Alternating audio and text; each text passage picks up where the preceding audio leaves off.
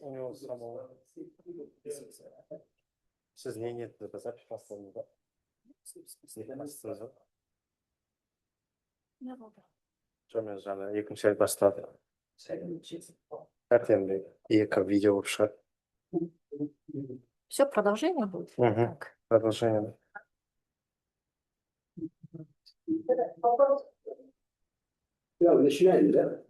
Қайтып айтайын ба? Аха. Бірінші сұрақтан бастайық. Алғашқы жалғастыра берейік. Иә. Бірінші сұрағымыз. Мына Қазақстан зерттеушілердің арасында сіздің диссертация тақырыбымен байланысты. Тек осы сіздің ғана тақырыбыңызбен байланысты ғана соны басқа мәселелерді айтпай-ақ қойыңыз. Басқа кітаптарды айтпай. Иә, менің тақырыбыммен байланысты. Қандай жұмыстар барды? Рахмет сұрағыңызға. Осы шарт түрде мерзімнен бұрын босату тақырыбындағы зерттеу жұмыстарын жүргізген менің ғылыми жетекшім Еркін Ануарұлы Оңғарбаев және де Жумашев, Ердин, Журханов, Мусеев, Төлесбай, Туркинбаев, Улицкий сияқты ғылымдардың еңбектерінен көрініс табады. Именно осы шарт түрде мерзімнен бұрын босату. Әрине біздің Қазақстанда бұл тақырыпта әлі көп зерттеу жұмыстары аз. Сол себептен көбінесе шетел және Ресей елдерінің зерттеулеріне біз қарадық. Бірақтан өзіміздің отандық ғалымдардың еңбектеріне көп тоқталдық. Екінші сұрағыңыз. Диссертацияңызда 178-ші бетте Нұрсейітова деген адамның жұмысы бар. Сонда осының жұмысында Нұрсейітова түрмеде отырған адамдардың саны 3 есе қысқартылды. Сол себептен сұрақ. Осы саны қысқартылған кезде қай мерзіммен байланысты? Қандай уақытпен? Тағы да бастайық онда. Осы 178-ші бетте диссертацияңызда Нұрсейітованың жұмысында ол өзінің сондай пікірін осылай айтып отырды. Түрмеде отырған адамдардың саны 3 есе қысқартылды деп. Осы себебін байланысты айтыңызшы, қандай уақытта, қандай мерзімде осы мәлімет келтіріліп отыр? Жақсы, рахмет сұрағыңызға. Біздің негізгі 2025 жылы жалпы түрмедегі халық саны статистикасын көрсеткенде бірінші жүздікке біздің Қазақстан ілінді.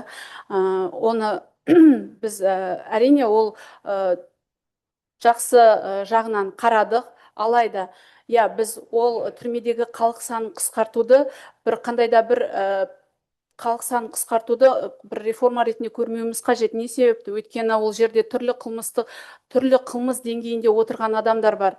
Әрине біздің қылмыс шарт түрде мерзімнен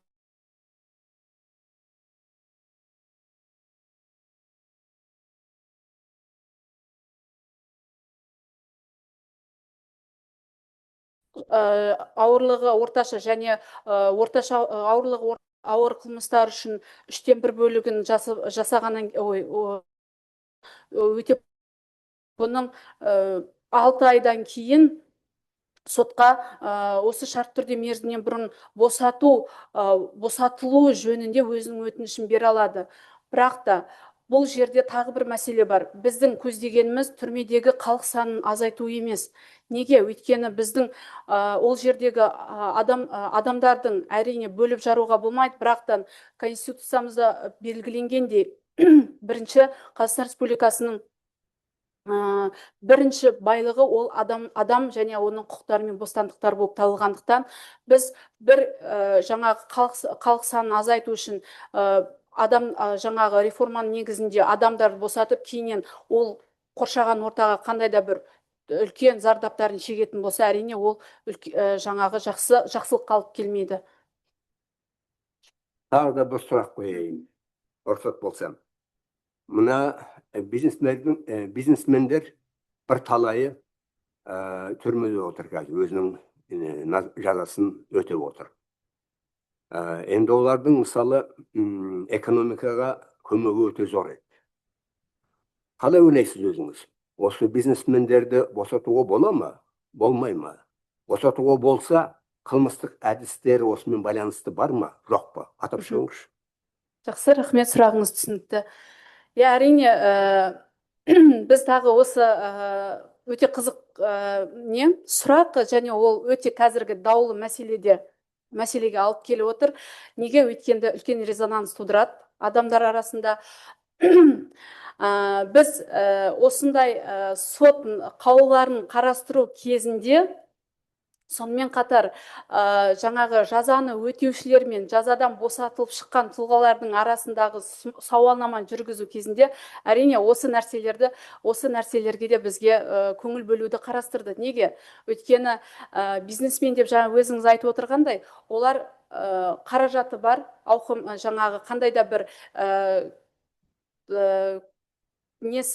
қандай да бір дәрежесі бар адамдар болып табылғандықтан, көбінесе өздерінің сол деңгейдегі дәрежесін осы жаңағы шартты түрде мерзімнен бұрын босатылып шығу кезінде қолданылады екен.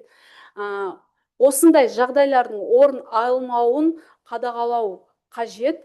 Ол бір, әрине, оның арасындағы құқықтық негіздегі байланыстары, әрине, барлығымызға құқық бір, заң бір, алайда оны қолдану сол жаңағы түрмеде өзінің жазасын өтеп отырған адамдарға қандай да бір шектеуде жүргізілуі қажет.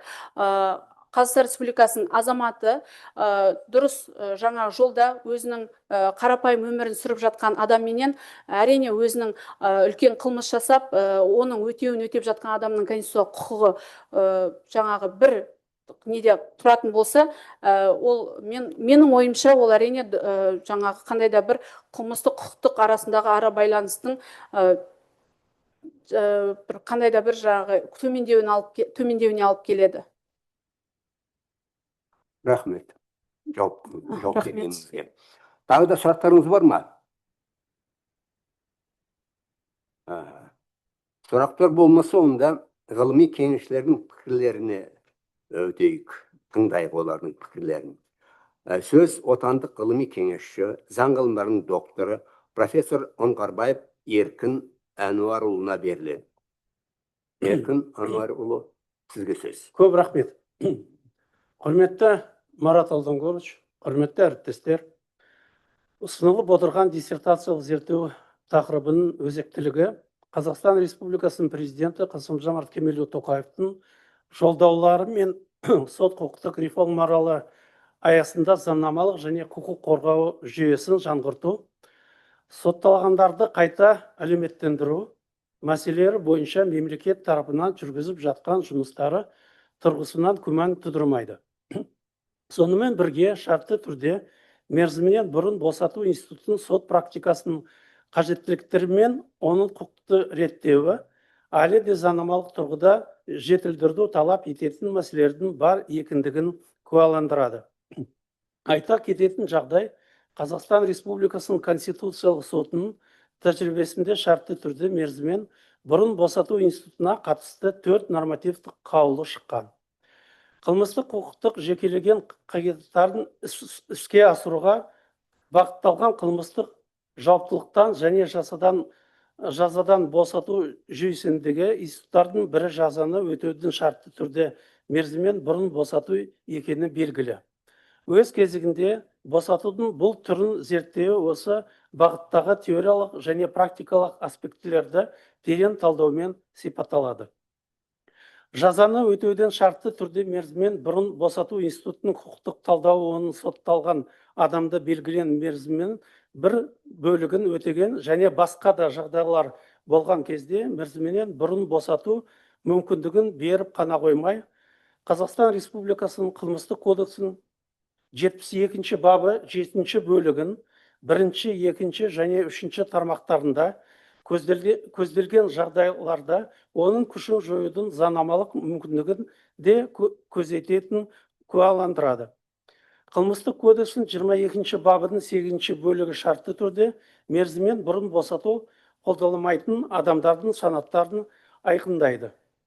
Бұл ретте шартты түрде мерзімін бұрын босату институтын зерттеудің негізі аспектілері қылмыскерлердің әртүрлі санаттарына оны қолдану немесе жою шарттары ғана емес, сонымен қатар сотталғандардың түзілуін бағалау өлшемдері, сондай-ақ шартты түрде мерзімін бұрын босатылғандарды бақылау тетігі, оның ішінде босатылған адамдар арасында рецидивтің алдын алу болып табылады. Өз кезегінде Нұрдин Сандуғаш Нұрдинқызының диссертациялық зерттеуінде аталған институттың белгілі бір уақыт аралығында қолданылу тиімділігі талданып, құқық қолдану тәжірибесіндегі өзекті мәселелер қарастырылады және сот практикасын жинақтау арқылы негізделіп, заңнама жетілдіруге бағытталған ұсыныстар әзірлеумен толықтырылады. Диссертация автордың ғылыми жетілуінің жоғары деңгейін көрсетеді. Жұмыс кесімді түрде құрылған, екі тараудан тұрады. Олардың әрқайсысы мәселенің жеке аспектісіне арналған. Шартты түрде мерзімін бұрын босату институттың тұжырымдамалық аппараты және оның Қазақстан Республикасында да, шетелде де қылмыстық құқық жазаны ізгілендіру жүйесіндегі орны, сондай-ақ жазаны өтеудің шартты түрде мерзімін бұрын босатуды ұйымдастырушылық құқықтық ретіне негізгі бағыттары ашылған және оларды жетілдіру жолдары ұсынылған. Диссертациялық зерттеуі Қазақстанда шартты түрде мерзімін бұрын босатудың теориясы мен практикасын дамытуға елеулі үлес қосады.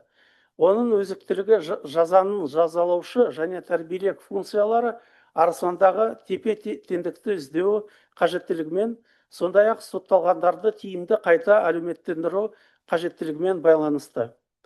Жоғарыда айтылғандардың негізінде жазаны өтетін мерзімнің бұрын шартты түрде босатудың теориялық және практикалық аспектілері тақырыбындағы диссертация оны қолдану практикасымен тығыз байланыста, ғылыми теориялық әдіснамалық деңгейде орындалған дербес, толық ғылыми зерттеу болып табылады деп айтуға болады. Жоғарыдаған негізінде Нұрдин Сандуғаш Нұрдинқызының диссертация осы деңгейдегі диссертациялық зерттеулерге қойылатын талаптарға толық сәйкес келеді және 8-ді 04-2-01 құқықтану білім беру бағдарламасы бойынша философия докторға PhD дәрежесін алу үшін қорғауға жіберуге болады деген тұжырым жасауға болады. Уважаемые коллеги, в заключение разрешите поблагодарить наших российских коллег, выдающихся ученых в области права, докторов юридических наук, профессоров Букалерову Людмилу Александровну и Селиверстова Вячеслава Ивановича за участие в работе Диссертационного совета Евразийского национального университета имени Гумилева. Людмила Александровна является зарубежным научным консультантом и оказала огромную помощь соискателю в работе над представленным диссертационным исследованием. Вячеслав Иванович, несмотря на свою большую занятость по работе, согласился поучаствовать в работе диссовета в качестве временного члена на данную защиту. Несмотря на то, что ваша деятельность расписана буквально по минутам, вы нашли время принять участие в работе диссовета университета. Для нас это большая честь. Также я хотел бы поблагодарить вас за большой вклад в подготовку казахстанских ученых. Вы подготовили докторов PhD для Казахстана в качестве научных консультантов, являлись рецензентами при защите диссертации. Большое вам спасибо. Большое спасибо Диссертационному совету за то, что меня выслушали. Көп рахмет. Рахмет сізге. Еркін Ануарұлы. Енді шетелдік ғылыми кеңесші, Мерзоев атындағы Ресей адвокатурасы мен нотариаты университетінің проректоры, заң ғылымдарының докторы, профессор Букалерова Людмила Александровнаның пікірін жариялау үшін сөз ғалым хатшы Энсебаева Анель Рахметжан. Өзінде ма? Осында ма? Значит, тогда слово разрешите, мне вот подсказывают, что Букалерова Людмила Александровна сама собственной персоной присутствует на нашем совете. Мы очень рады этому, поэтому с удовольствием предоставляем вам слово, Людмила Александровна. Пожалуйста.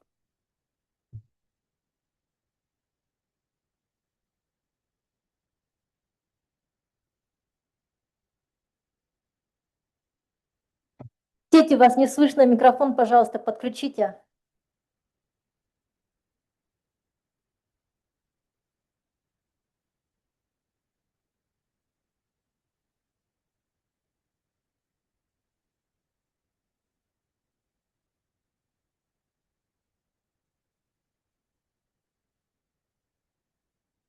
Людмила Александровна, микрофон.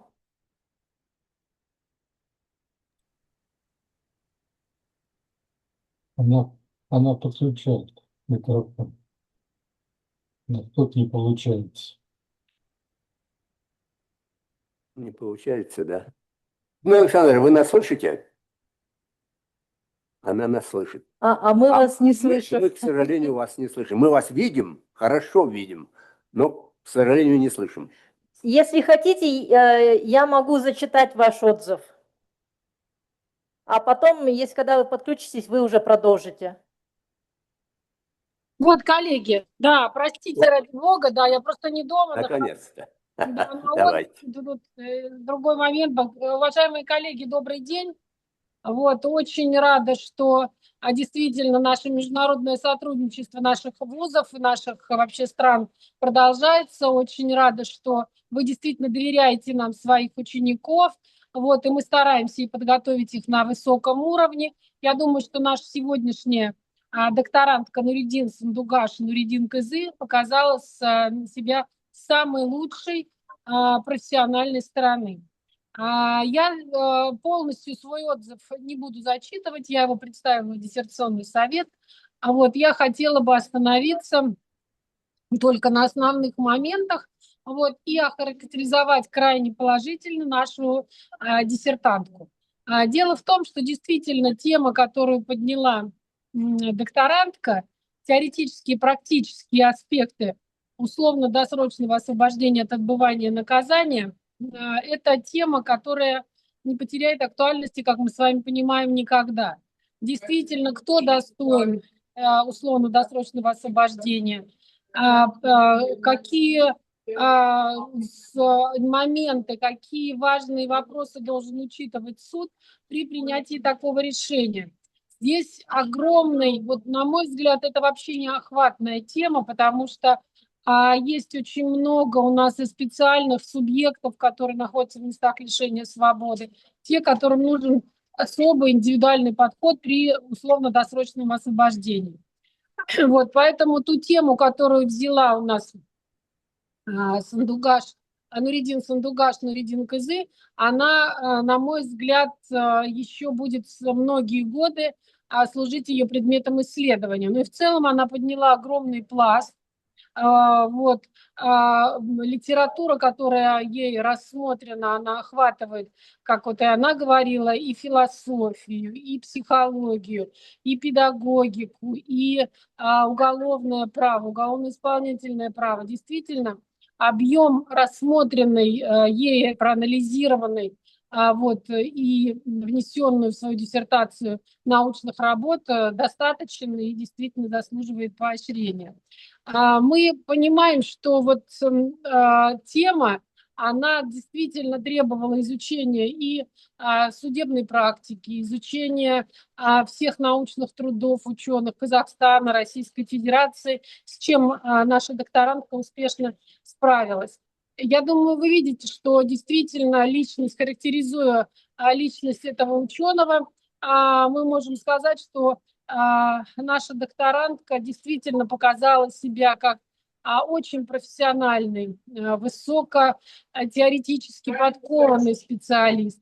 А вот этот симбиоз практики и теоретических знаний, глубина охвата ей материала, оно заслуживает очень положительной оценки. Хочу сказать, что социально-правовая значимость поднятой автором темы, она, безусловно, важна и для будущего теоретических исследований, для сегодняшней нашей судебной практики. Итоги ее исследования действительно свидетельствуют о том, что она разрешила все поставленные научные задачи.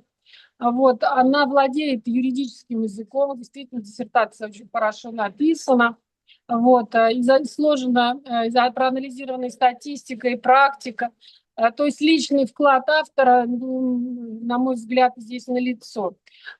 Следует сказать, что действительно она работала очень долго над своей диссертацией, работала упорно, все замечания научных руководителей она устраняла. Вот, и, на мой взгляд, ее диссертация действительно является диссертационное исследование Нуридин Сандугаш, Нуридин Кызы. Это действительно солидная квалификационная научная работа, выполненная на научном теоретическом прикладном уровне, посвящена актуальной теме, содержит научно обоснованные результаты, решает важные задачи, раскрывает институт условно-досрочного освобождения от отбывания наказания в Республике Казахстан. В свою очередь я могу сделать вывод, что диссертационное исследование заслуживает высочайшей оценки, а ее автор заслуживает присуждения в полной степени доктора PhD. Спасибо, уважаемые коллеги. Прошу поддержать нашу ученицу. Спасибо, Людмила Александровна, за ваше выступление.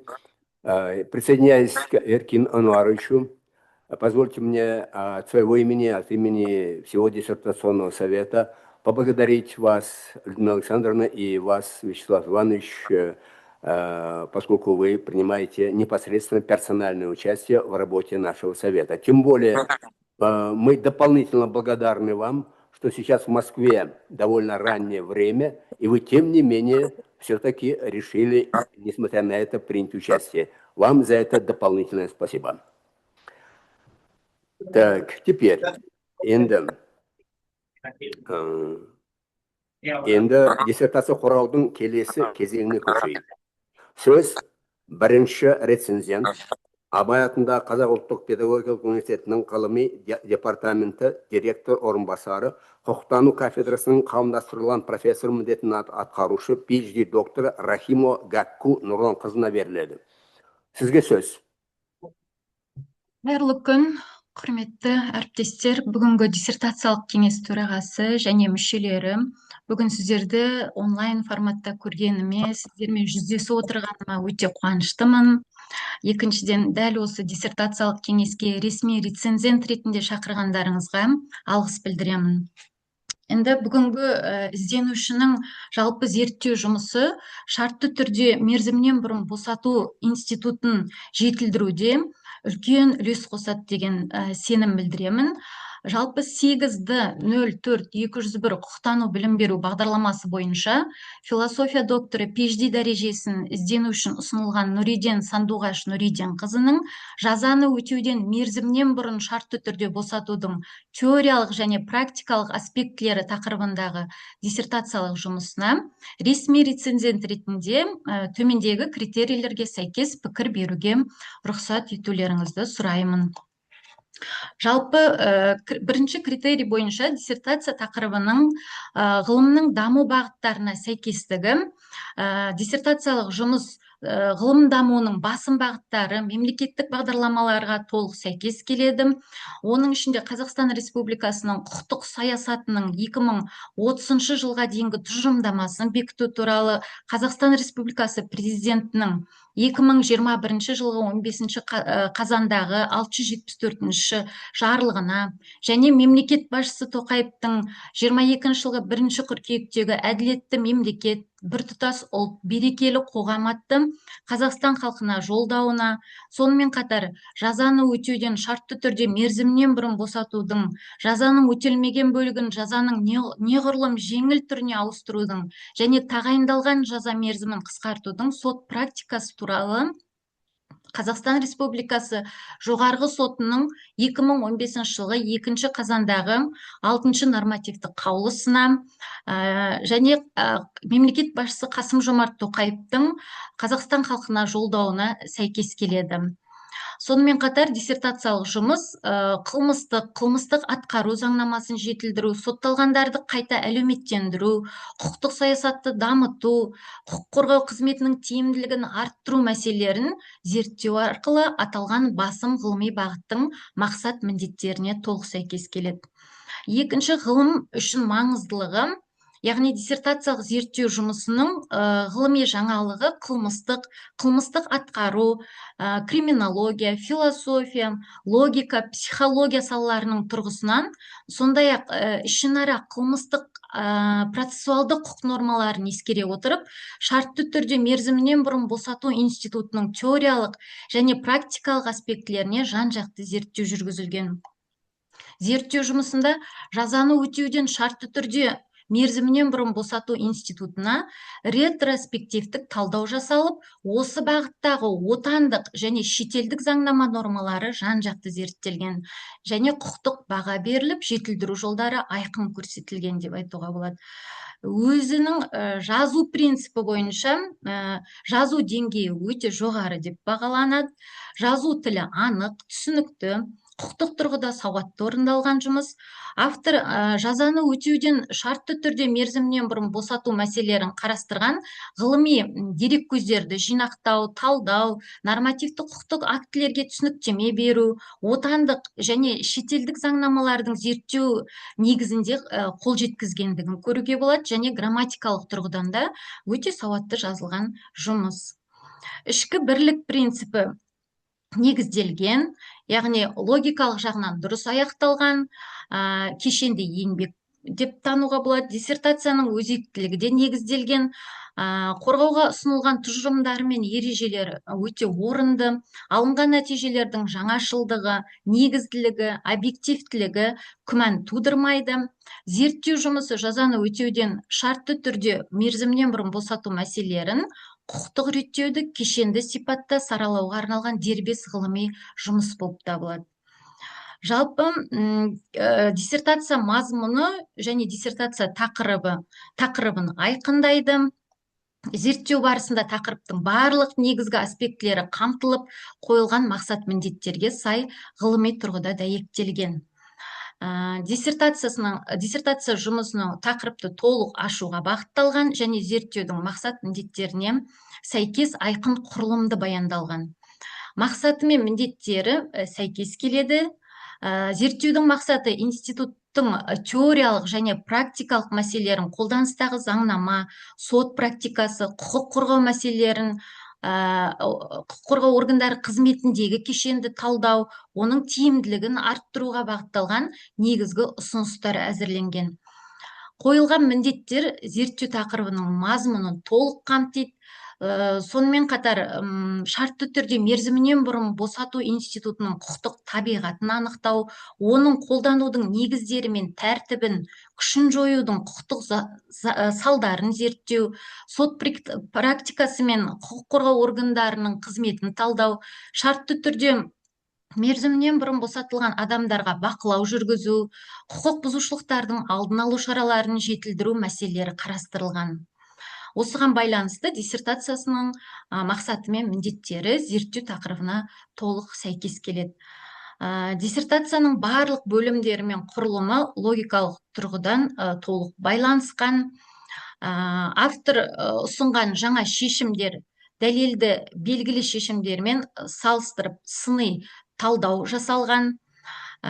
Институттың жалпы теориялық және практикалық мәселелеріне қатысты шетелдік ғылыми еңбектерді және отандық ғылыми еңбектерді кеңінен қолданған. Сонымен қатар Қазақстан Республикасының қылмыстық кодексінің 72-ші бабына, Қазақстан Республикасының қылмыстық атқару кодексінің жекелеген нормаларына және жоғарғы соттың нормативті қаулысына өзгерістер енгізу жөнінде ұсыныстар ғылыми практикалық дәлелдемелермен негізделген. Ғылыми жаңашылдық принципі бойынша зерттеу толығымен жаңа, зерттеу бұрын қалыптасқан ғылыми теорияларға және құқықтық институттарға, ғалымдардың еңбектеріне негізделе отырып, ғылыми нәтижелер мен ережелер толығымен жаңа деп танимын. Ары қарай техникалық және технологиялық экономикалық немесе басқару шешімдерінің жаңалығы мен негізділігі толығымен жаңа болып табылады. Тұжырымдардың негізділігі негізделген, диссертацияда ұсынылған жаңа ғылыми тұжырымдар, заңнаманы жетілдіруге қатысты ұсыныстар Қазақстан Республикасының қылмыстық атқару және қылмыстық процестік заңнамасын, халықаралық құқықтық актілерді, шетелдік тәжірибені, ғылыми әдебиеттерді, сот практикасын және кең көлемді эмпирикалық материалдарды кешенді талдау нәтижесінде қалыптастырған.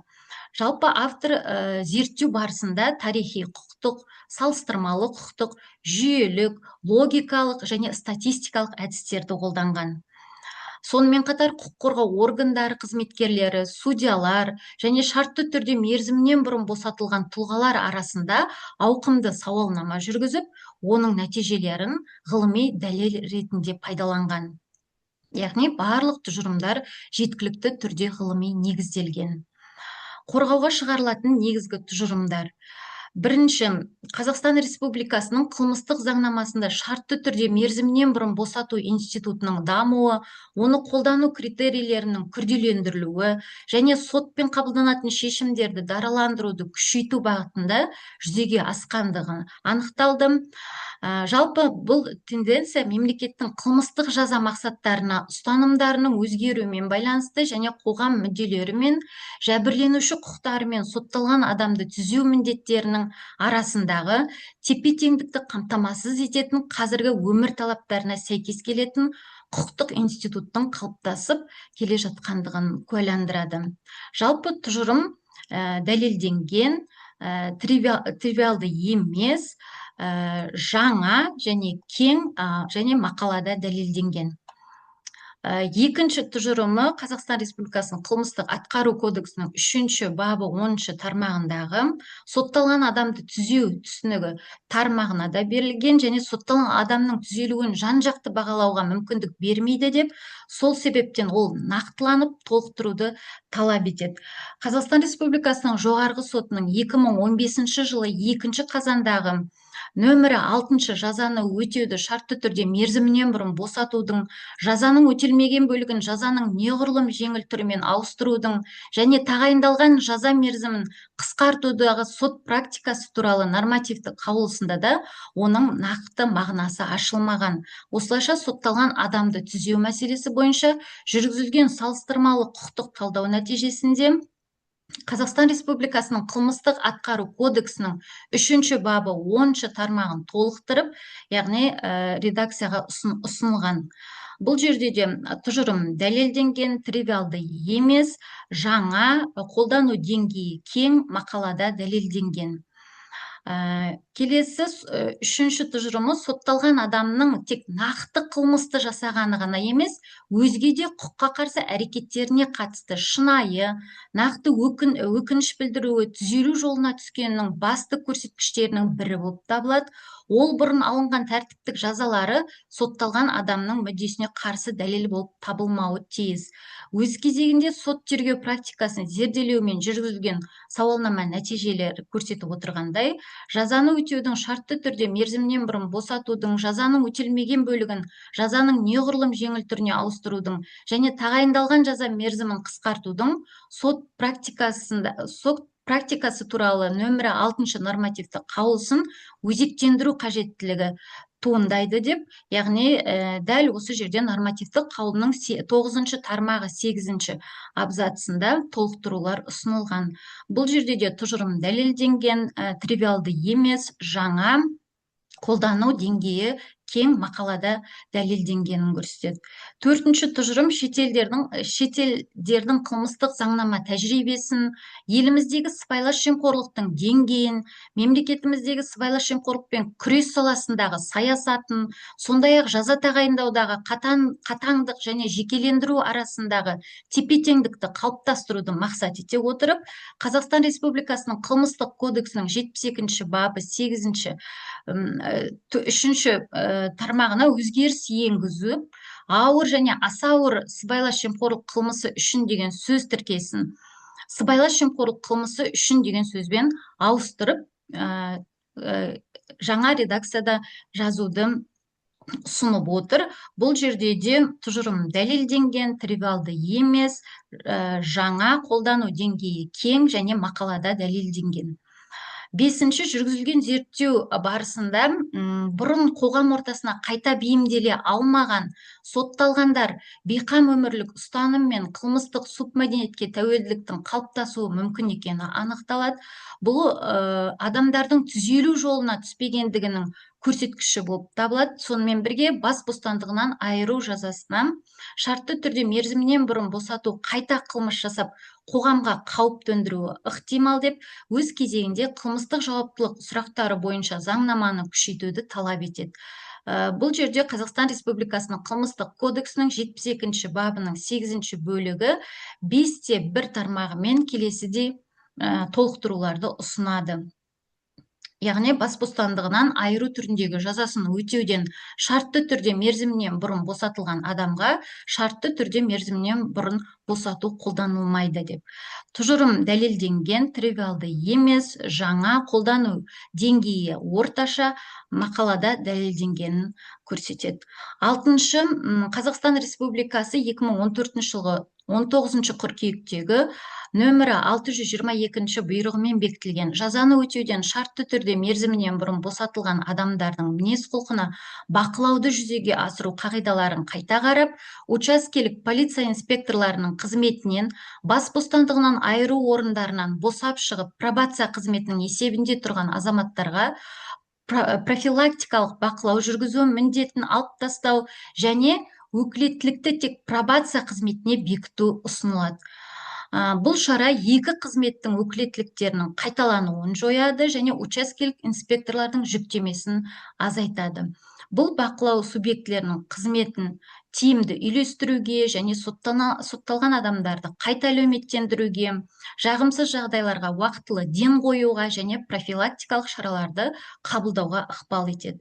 Бұл жерде де тұжырым дәлелденген, тривиалды емес, жаңа, қолдану деңгейі орташа және мақалада дәлелденгендігін көрсетеді. Сонымен қатар 7-ші тұжырымда диссертациялық зерттеу барысында құқықтық нормаларды сақтай отырып, шетелдік және практикалық тәжірибелерді қорытындылай келе, Қазақстан Республикасының қылмыстық кодексінің 72-ші бабы келесі редакцияда ұсынады. 72-ші бап жазаны өтеуден шартты түрде мерзімінен бұрын босату. Егер сот адамның түзелуі үшін тағайындалған жазаны толық өтеу қажет етілмейді деп танитын болса, сот бас бостандығын шектеуді және бас бостандығынан айыруды өтеп жатқан адамды осы баптың 3-ші, 4-ші, 5-ші бөліктерінде көрсетілген мерзімдерді іс жүзінде өтегеннен кейін шартты түрде мерзімінен бұрын босатылуы мүмкін деп көрсеткен. Яғни бұл жерде де тұжырым дәлелденген, тривиалды емес, жаңа, қолдану деңгейі орташа және мақалада дәлелденгендігін көрсетеді.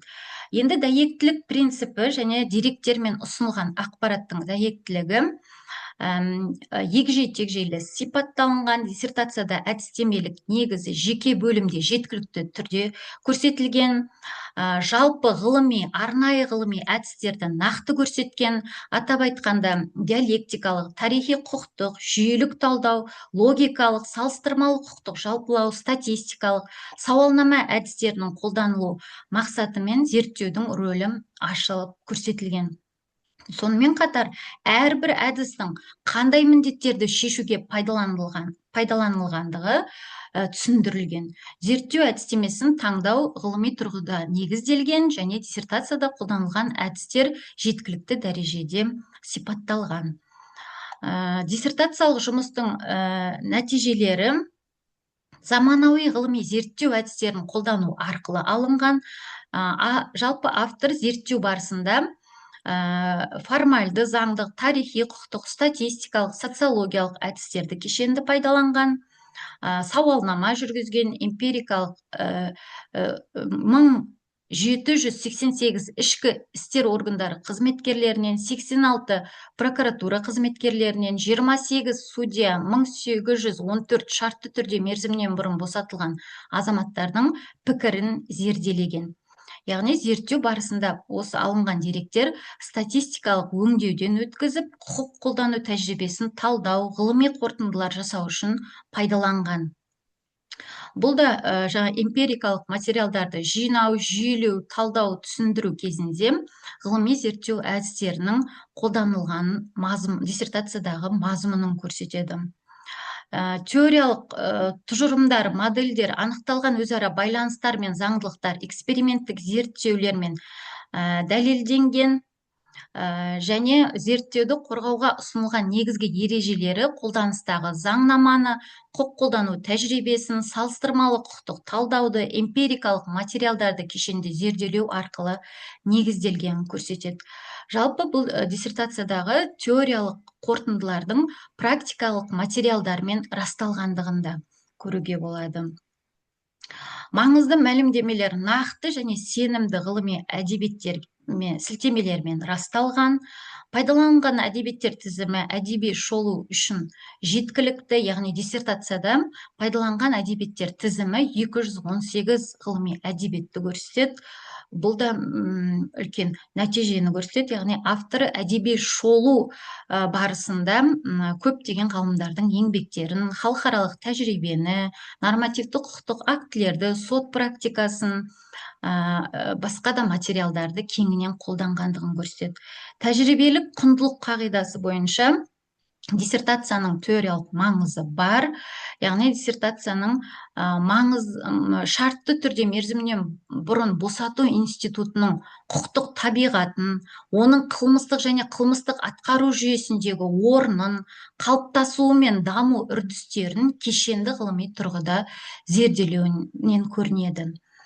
Осыған байланысты диссертацияның нәтижелері қылмыстық құқық және қылмыстық атқару құқығы саласындағы ғылыми зерттеулерді дамытуға, құқықтық доктринаны толықтыруға және аталған институттың теориялық мәселелерін одан әрі зерделеуге ғылыми негіз бола алады. Диссертацияның тәжірибелік маңызы бар және алынған нәтижелерді тәжірибеде қолдану ықтималдығы өте жоғары. Диссертациялық барлық нәтижелері заң шығару қызметінде, құқық қолдану практикасында, тіпті біздің ғылыми педагогикалық қызметте де қолдану ықтималдығы өте жоғары. Тұжырымдар тәжірибе үшін жаңа болып, ішінара жаңа, яғни 25-75% аралығында жаңа екенін көрсетеді. Тәжірибелік басым бөлігі, жалпы диссертацияның тәжірибелік нәтижелерінің басым бөлігі қолданыстағы құқықтық институтты жетілдіруге, ғылыми көзқарастар мен құқықтық қолдану тәжірибесін дамыту сипатына ие екенін көрсетеді. Жұмыстың талапқа сай жазылу, рәсімделу сапасы өте жоғары, зерттеу жұмысы ғылыми стиль талаптарына сәйкес рәсімделген, материалдардың берілуі логикалық жүйелікпен ерекшеленеді, тараулар мен бөлімдер арасында өзара сабақтастық сақталған, автор ғылыми терминологияны бірізді қолданған. Жалпы диссертацияның академиялық жазу талаптарына толық сәйкес келетіндігі және ғылыми тілмен сауатты жазылғандығын атап өтемін. Жалпы диссертациялық жұмысқа төмендегідей ескертулер айтып өтейін. Бірінші, жалпы диссертацияда шетелдік тәжірибеге талдау жасалғанымен, жекелеген мемлекеттердің шартты түрде мерзімінен бұрын босату институтының тиімділігіне қатысты салыстырмалы зерттеу тереңірек егер жүргізілсе, авторлық ұсыныстардың ғылыми негізділігі арта түсер. Яғни бұл жерде де шетелдік тәжірибені де қазіргі дәл осы институтты жетілдірудегі негізгі ұтымды тұстарын қарастырса деген ескертуім, көбірек қарастырса деген. Екінші, яғни Қазақстан Республикасының қылмыстық кодексінің 72-ші бабына және басқа да нормативті құқықтық актілерге енгізу ұсынылған өзгерістердің әлеуметтік құқықтық салдары мен құқық қолдану практикасына ықпалы кеңірек талдануы орынды болар еді. Бұл аталған ескертулер ұсынымдық сипатқа ие. Яғни бұл диссертацияның жалпы ғылыми деңгейіне, оның теориялық немесе практикалық маңыздылығына елеулі әсер етпейді. Жалпы тақырыбы өте өзекті, жұмыс ғылыми талаптарға сәйкес орындалған. Енді докторант мақалаларының зерттеу тақырыбы бойынша ғылыми деңгейі жалпы диссертацияның негізгі ережелері мен қорытындылары, жекелеген нәтижелері, отандық жаңағы шетелдік ғылыми басылымдардағы 11 ғылыми мақаласы, оның ішінде Scopus базасындағы халықаралық рецензияланатын журналда, Қазақстан Республикасының ғылым және жоғары білім министрлігінің білім ғылым саласындағы бақылау комитеті ұсынған 3 ғылыми басылымда, халықаралық конференция жинақтарында жарияланғандығын көруге болады. Яғни жарияланған мақалалардың жоғары деңгейде зерттелген ғылыми еңбек екенін көрсетеді. Жалпы жазаны өтеуден мерзімінен бұрын шартты түрде босатудың теориялық және практикалық аспектілері атты тақырыптағы 8-д-42-042-01 құқықтану білім беру бағдарламасы бойынша философия докторы PhD дәрежесіне іздену үшін ұсынылған Нуриден Сандуғаш Нуриден қызының диссертациялық жұмысы ғылыми теориялық базамен үйлестірілген, жоғары кәсіби деңгейде жазылған зерттеу жұмысы болып табылады.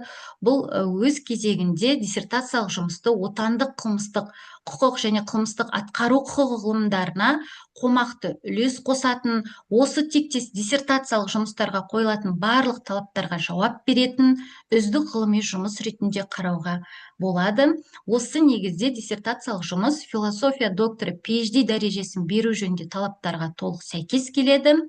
Және автор Нуриден Сандуғаш Нуриден қызын 8-д-042-01 құқықтану білім беру бағдарламасы бойынша философия PhD дәрежесін алуға толық лайықты деп есептеймін. Назар қойып тыңдағандарыңызға үлкен рахмет. Рахмет сізге, Гәкку Нұрлан қызым. Ал енді бірінші рецензенттің ескертулеріне жауап беру үшін сөз докторантқа беріледі. Ал Сандуғаш, бастаңыз. Қайырлы күн, Гәкку Нұрлановна. Рахмет ұсыныстарыңызға және ескертулеріңізге. Бірінші ұсынысыңыз бойынша, яғни жекеленген институт негізінде осы шетел тәжірибелерін жеке мемлекеттің осы бағыттағы жаңағы қолданыстағы қолданыстағы заңдардың қарастырған жөн деп отырсыз. Әрине айтып отырғаныңыз өте дұрыс және орынды. Біз диссертациялық зерттеуімізде қарастырдық. Шетел елдерінің барлық заңнамасымен біздің заңнаманы салыстыра отырып шешім шығардық. Біз жаңағы осы сыбайластық жемқорлық жаңағы негізінде де осы Қытай, Америка, жаңағы Белоруссия, сосын Германия, Англия, міне осы елдердің барлық заңнамасын қарастырдық. Сол заңнама негізінде өзіміздің тұжырымдамамызды жасадық. Әрине шетелдік барлық заңнаманы жаңағы толық ауқымды қарастыратын болсақ, біздің диссертациялық жаңағы зерттеуіміз көлемді бетке айналады. Оның да өзінің шектеуі бар дегенде барлық маңызды негізгі жан-жақты жаңалықтарды алуға тырыстық. Ал екінші сұрағыңыз бойынша осы Қазақстан Республикасы қылмыстық кодексінің 72-ші бабының нормативтік құқықтық әлеуметтік жаңағы талдаған тиімдірек болар еді деп айттыңыз. Жалпы бұл біздің 72-ші бап жан-жақты талдауды қажет етеді. Ол жаңа ғана біз өзімнің диссертациялық зерттеуімді ұсынған кезде айтып өткен едім. Бұл жерде психологиялық, моральдық болсын, әлеуметтік болсын, жалпы жан-жақты бір адамның тағдыры негізінде қарастырылған дұрыс. Біз әлеуметтік жағында қарастырдық. Ол адамның өзінің құқықтары мен бостандықтары негізінде барлық конституциялық құқының қолдануын жаңағы шекарасында барлығын қарастыруға тырыстық. Рахмет сұрағыңызға.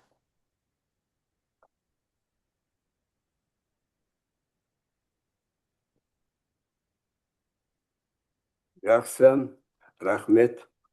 Ал енді келесі сөз Қазақстан Республикасы мемлекеттік қызмет істері агенттігінің Алматы қаласы бойынша департаменттің сыбайлас жемқорлықтың алдын ала басқарма басшысы PhD докторы Тілешалиев Нұрлан Дәулетқұловичке беріледі. Сізге сөз. Рахмет. Қайырлы күн, құрметті диссертациялық кеңестің төрағасы, құрметті диссертациялық кеңес мүшелері, құрметті ізденуші Сандуғаш Нұриденқызы, құрметті Еркін Анварұлы. Сіздерді бүгін мынау қасиетті жұма күні жүздесіп отқаныма өте қуаныштымын. Сіздерге осы мені ресми сын пікір беруші ретінде шақырғандарыңызға алғысымды білдіремін. Енді рұқсат етсеңіздер, өзімнің жазбаша сын пікірімді оқуға рұқсат етіңіздер.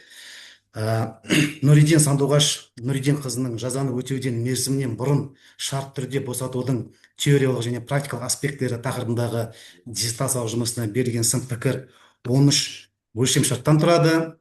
Соның бірінші өлшем шарты, яғни диссертация тақырыбының ғылымның даму бағыттарына немесе мемлекеттік бағдарламаға сәйкес болуы. Яғни диссертациялық жұмысты жазу барысында ізденуші Қазақстан Республикасы президентінің жолдауына, 2030 жылға дейінгі құқықтық саясат тұжырымдамасына, басқа да негізгі құқықтық нормативті актілерге сілтеме жасалған, яғни сәйкес келеді деп айтқым келеді. Екінші өлшем шарты, яғни ғылым үшін маңыздылығы, яғни жұмыс ғылым үшін айтарлықтай үлкен үлес қосады. Ғылым жазған ғылыми жұмыста жеке бастама және күрделі ғылыми мәселелерді өз бетінше шешу мүмкіндігі көрінеді. Яғни қарайтын болсақ, ізденуші жұмыста жаңа әдебиеттер, жаңа құқықтық норматив акттерін бәрін қолдана отырып жазған. Үшінші өлшем шарты, яғни өзі жазу принципіне келетін болсақ, өзі жазу принципі өте жоғары, яғни жұмыста өте жоғары деп айтқым келеді. Ал төртінші өлшем шартқа келетін болсақ, яғни ішкі бірлік принципіне келетін болсақ, бұл 4/1 диссертацияның өзектілігінің негізделген деп айтқым келеді. Автор зерттеу тақырыбының өзектілігі дұрыс негізде білген, яғни келген барлық тұжырымдары өте негізді және өте өзекті. 4/2 өлшем шарты, ол диссертацияның мазмұнын, тақырыбын айқындайды. Яғни бұл жерде айтқым келетіні, зерттеу жұмысының мазмұнын, тақырыптың мәнін нақты айқындайды. Жұмыс мәлімделген тақырыпты егжей-тегжейлі қарастырып, зерттеу тақырыбын жан-жақты түсінуді қамтамасыз етеді. 4/3 ішкі бірлік принципі, яғни мақсаты мен міндеттері өте бір-біріне сәйкес келеді.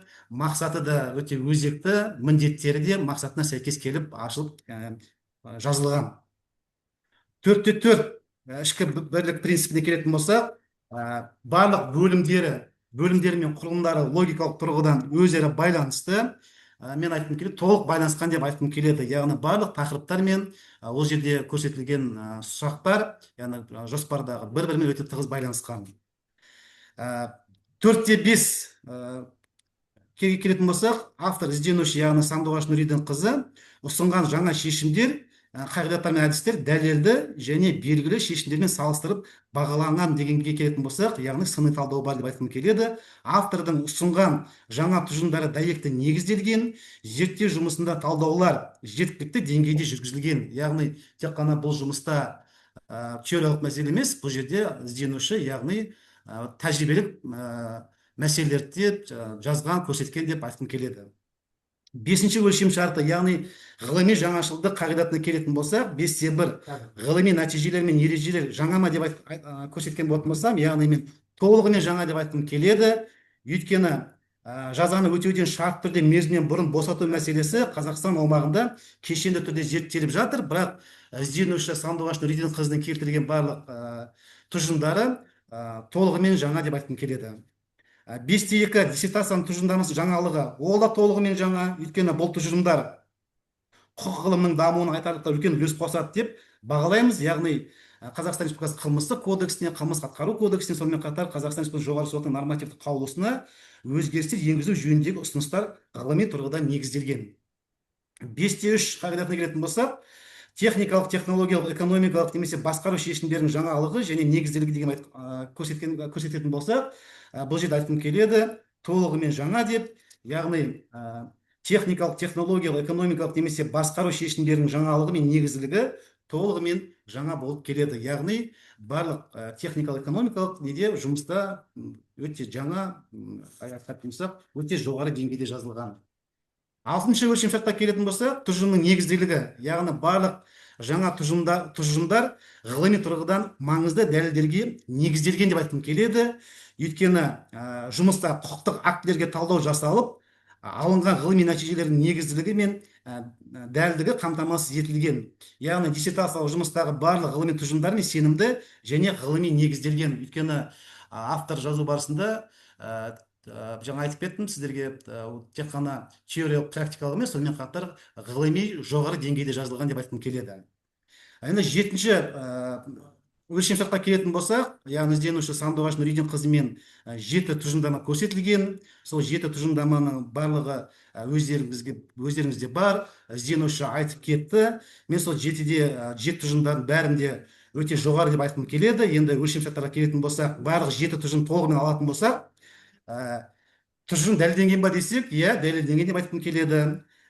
Тривиалды ма дегенде жоқ деп айтқым келеді. Қолдану деңгейі кең деп айтқым келеді. Мақалада дәлелденген ба десем, иә, мақалада дәлелденген деп айтқым келеді. Өйткені ізденушімен бірнеше ғылыми жұмыстар жазылған.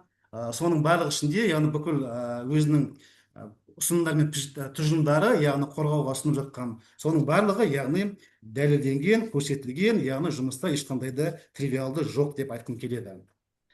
Келесі өлшемшартқа келетін болсақ, 8-ші дәйектілік принципі дерек көздермен ұсынылған ақпараттар дәйектілігіне келетін болсақ, яғни Сандуғаш Нұридин қызы әдістемені таңдау негізделген немесе әдістеме жеткілікті егжей-тегжейлі сипатталған ба деген жұмысына айтатын болсам, иә деп айтқым келеді. Өйткені зерттеу әдістері келесі негізгі әдістерден тұрады. Ол формальды логикалық әдіс, жүйелі құрылымдық әдіс, тарихи құқықтық әдіс, салыстырмалы құқықтық әдіс. Бұл әдістердің бәрі, яғни жұмысты жазу барысында жұмыстың мазмұнын, мақсатын ашады. Осы әдістердің бәрін қолданып, өзінің жұмысында жазған болатын. 8-де 2 келетін болсақ, яғни диссертациялық жұмыстың нәтижелері ғылыми зерттеулердің заманауи әдістері мен компьютерлік технологиялар қолдана отырып, деректерді өңдеу және түсіндіру әдістерін қолдана отырып алынды ма деген сұраққа келетін болсақ, иә деп айтқым келеді. Өйткені бізде Қазақстандағы бүкіл барлық құқықтық базаны қолдана отырып, әділет заң KZ, закон KZ, параграф бәрін қолдана отырып, соған сілтеме жасап отырып, өзінің жұмысын жазған. Ол жұмыстар көрініп тұр. 8-де 3-ке келетін болсақ, теориялық тұжырымдар, модельдер, анықталған өзара байланыстар және заңдылықтар эксперименттік зерттеулермен дәлелденді және расталды дегенге келетін болсақ, иә деп айтқым келеді. Өйткені ізденушінің жұмысында теориялық тұжырымдар, модельдер, анықталған қатынастар мен заңдылықтар мұқият дәлелденіп, эксперименттік зерттеулермен расталды. Енді бұл жұмысқа айта кететін болса, бұл жұмыс теориялық жұмыс емес, бұл жұмыс тікелей тәжірибемен тікелей байланысты жұмыс. Ізденуші өзінің зерттеу жұмысын жазу барысында жұмыстың бәрін өзінің баяндамасында айтып кетті. Тікелей мекемелермен тығыз байланыс жұмысын жасап, сонымен қатар қылмыс атқару жүйесі мекемесі қызметкерлерімен сауалнама алып, сотталушылардан жазып жүрген азаматтарын алды. Осы жұмыстардың бәрі осы неде көрініп тұр жұмысында өзінің. 8-де 3-ке келетін болсақ, теориялық тұжырымдар, оны айтып кеттім. 8-де 4-ке келетін болсақ, яғни маңызды мәлімдемелер нақты және сенімді ғылыми әдебиеттерге сілтемелермен расталған деп айтқым келеді. Яғни жұмысындағы пайдаланған әдебиеттер тізімін қарайтын болсақ, өте жақсы жаңа әдебиеттер пайдаланылған, жаңа мақалалар, жаңа соңғы жазылған әдебиеттерге бәріне ғалымдардың әдебиеттеріне сілтеме жасалған. Басқа жұмыстармен салыстырып қараған кезде бұл жұмыста қолданылған әдебиеттердің, жаңа әдебиеттер саны едәуір көп деп айтсам болады. Яғни ізденуші өз еңбегін жасап, жұмыс атқарды деп айтқым келеді. 8-де 5 ол пайдаланған әдебиеттер тізіміне келетін болсақ, жаңа айтып кеттім. Ізденуші 218 әдебиет пайдаланылған, ол 218 әдебиеттің өзі өте үлкен жұмыс. Сол себептен жұмыс, яғни 218 әдебиет өзінің ізденушінің жұмысына сәйкес ғалымдардың жазған еңбектерін пайдаланған. Яғни айтатын болса, басқа ғылым емес, тікелей осы тақырыпқа сәйкес ғалымдардың пікірімен, яғни еңбектерін пайдаланып жазылған. 9-шы өлшемшартқа келетін болсақ, 9-де 1 диссертацияның теориялық маңызы бар деп айтқым келеді.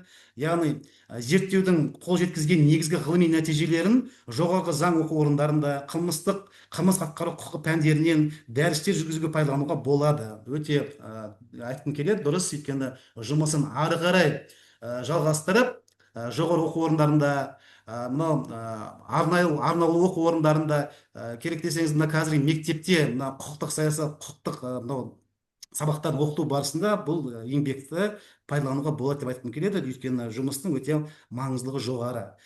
9.2 диссертацияның тәжірибелік маңызы бар және алынған нәтижелерді тәжірибеде қолдану ықтималдығына келетін болсақ, иә деп айтқым келеді, өйткені тәжірибелік маңызы бар және зерттеу нәтижесінде алынған нәтижелерді осы зерттеу саласы бойынша қылмыстық құқықтық бағыттағы заңнамаларды жетілдіру процесінде қолдануға болады. Өйткені бұл мына жазадан мерзімінен шартты түрде босату институты өте өзекті, ізденуші өзінің жұмысында, яғни жұмысын ары қарай осы қылмыстық құқық саласында қолдануға болады. 9.3 тұжырымдар тәжірибе үшін жаңа болып саналады ма дегенге келетін болсақ, яғни толығымен жаңа деп айтқым келеді, өйткені диссертациялық жұмыстың негізгі тұжырымдары тәжірибе үшін толығымен жаңа болып табылады.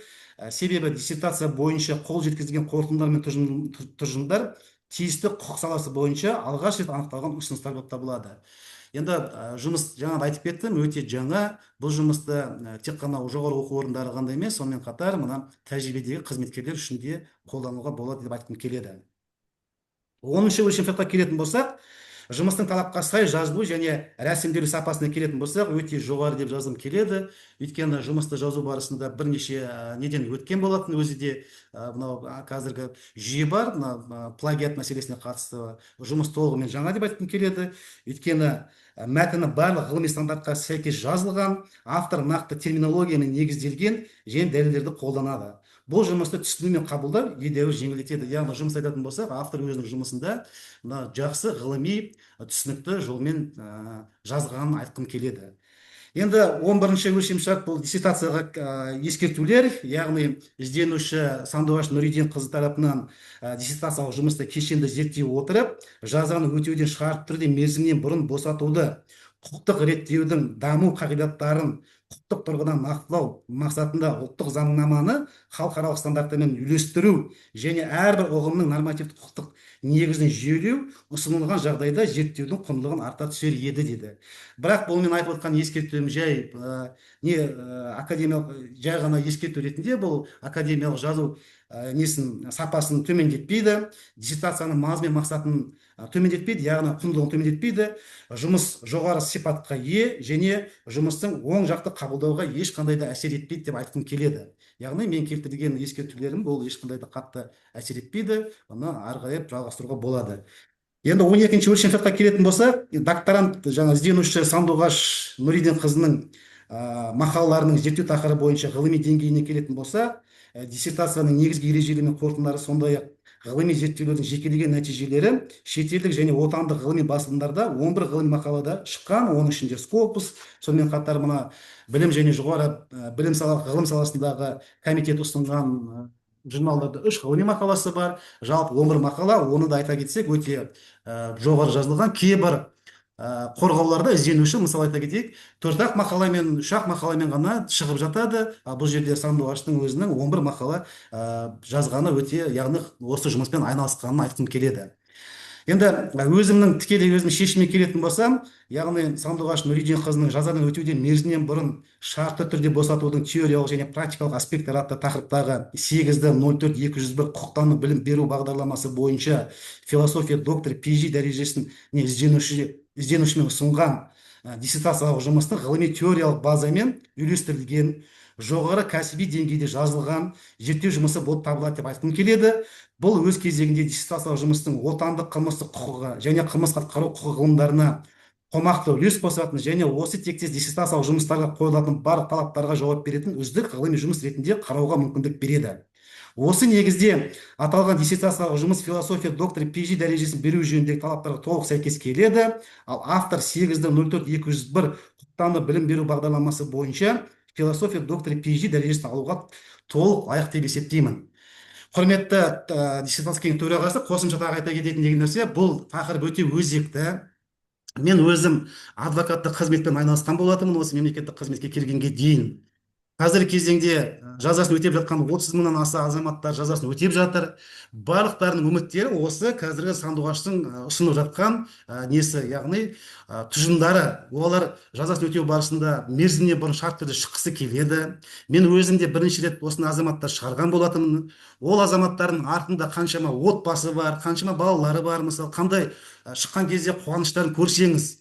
Қазірдің өзінде де үміт күтіп отқан көптеген азаматтар бар. Яғни әрине ол өз санатына қарай жаңа жазасын өтеу барысында жаңа жеңілдіктер алған құқығы бар азаматтарға өте дұрыс мына ғылымда қылмыстық атқару құқығы және қылмыстық құқықта өте өзіне керекті деп есептеймін. Сол себептен сіздердің барлықтарыңызды қолдауға шақырамын.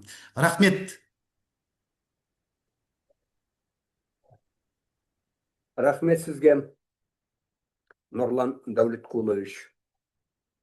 Енді келесі сөз диссертант Нұридинге екінші рецензенттің ескертулеріне жауап беру үшін сөз беріледі. Рахмет. Рахмет ұсынысыңызға, Нұрлан Дәулетқұлович. Яғни мен сіздің ескертуіңізге жауап беретін болсам, бұл диссертациялық зерттеулерімізде барлық халықаралық жаңағы нормативті құқықтық актілерді, сонымен қатар заңдарды қолдандық.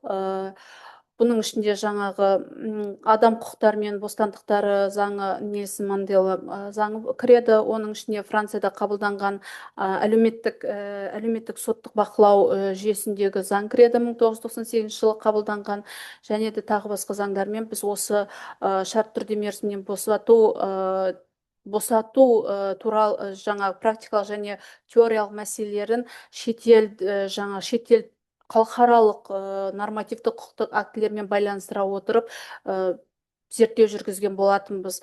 Әрине, қандай да бір жаңағы қалып кеткене болмасақ, ескерілмей қалған халықаралық нормативті құқықтық актілер болатын болса, алдыңғы уақытта ескеретін боламыз. Рахмет сұрағыңызға. Рахмет. Жақсы. Нұридин өзінің жауабын рецензенттердің ескертуіне жауап берді. Енді келесі кезеңге көшейік. Ашық пікірталасқа көшейік. Кім сөйлеуге келеді? Сейчас наступило время для прений. Поэтому те, кто желает выступить на русском, естественно, тоже есть возможность высказаться по поводу диссертации Нұридин. Так. Приглашенным членам совета можно выступить в этой? Да, пожалуйста. Пожалуйста. Ну, Слушаем вас. уважаемые председатель Диссертационного совета, уважаемые члены Диссертационного совета, докторант наш, уважаемые присутствующие, коллеги, друзья, я многих узнаю здесь, хотя мы на дальних расстояниях. Всегда с большой теплотой вспоминаю поездку в Казахстан. Остались самые-самые благоприятные впечатления. Это благодарность за наше сотрудничество, которое осуществляется на протяжении, наверное, нескольких десятилетий. По поводу темы диссертации, условно-досрочное освобождение. Тема действительно достаточно актуальная, вечная. Есть две проблемы в условно-досрочном освобождении. Одна менее значимая – это формальные основания освобождения. Исчисление срока все-таки лучше поддается подсчету, чем материальные основания. То есть то, что достоин ли он этого освобождения или нет. Ориентируется как и Россия, так и Казахстан на поведение осужденного в местах лишения свободы. Но кто может с достоверностью сказать о том, что нарушает этот режим, соответственно, значит, недостоин освобождения, вновь совершить преступление. Достоверно это в данном случае не исследовано на хорошем таком статистическом уровне. Независимо от того, как человек себя ведет, значит, так, в местах лишения свободы, возможно, различные обстоятельства, которые удержат его от совершения новых преступлений, и наоборот. Положительно себя ведет. У нас есть некоторые категории осужденных, которые чуть ли не, как говорится, вот пионерским галстуком, я говорю, иногда ходят по местам лишения свободы, ведут себя положительно и все остальное. Но выйдя вновь из условно-досрочно, вновь совершают преступления. Эти категории известны. Это и педофилы, которые в данном случае вызывают большую озабоченность общества. Это и мошенники, которые себя положительно ведут, но, выйдя на свободу, вновь совершают преступления. Поэтому это основание не очень качественное. Поэтому, наверное, и появились в последнее время, активизировались вот в науке России желание возродить теорию Ламбразо, Чезаро Ламбразо, врожденного преступника. Значит, как основание для того, чтобы освобождать, не освобождать. Один из биологических факультетов нашего университета запросил в Федеральной службе исполнения наказания образцы крови осужденных за убийство, для того, чтобы сравнить эти образцы крови с образцами крови свободных граждан, которые не совершали эти преступления. Им было отказано в удовлетворении этой просьбы, потому что у нас закон запрещает участие осужденных в медицинских и иных опытах. Но хочу сказать, что вот желание найти ген преступности, оно не оставляет наших ученых.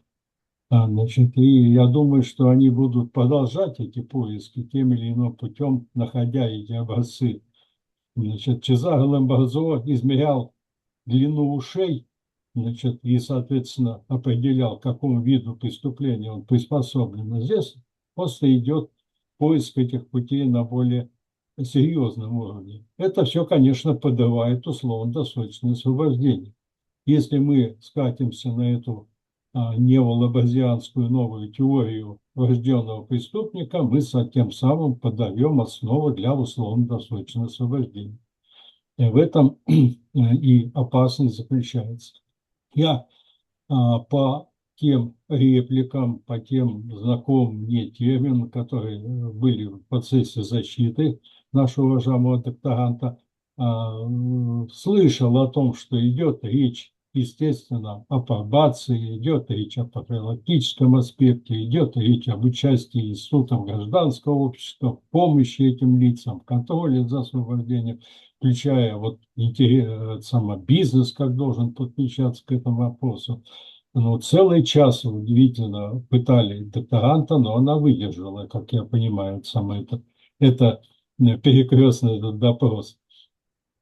Я считаю, как приглашенный член Конституционного совета, что она вполне заслуживает присуждения искомой степени доктора наук по той специальности, которая вами заявлена. Спасибо за внимание. Большое спасибо вам, Вячеслав Иванович, за ваше обстоятельное оценочное выступление. Ал тағы кім сөйлеймін дейді? Мүмкіншілік беріледі. Жалғастырасыз ба?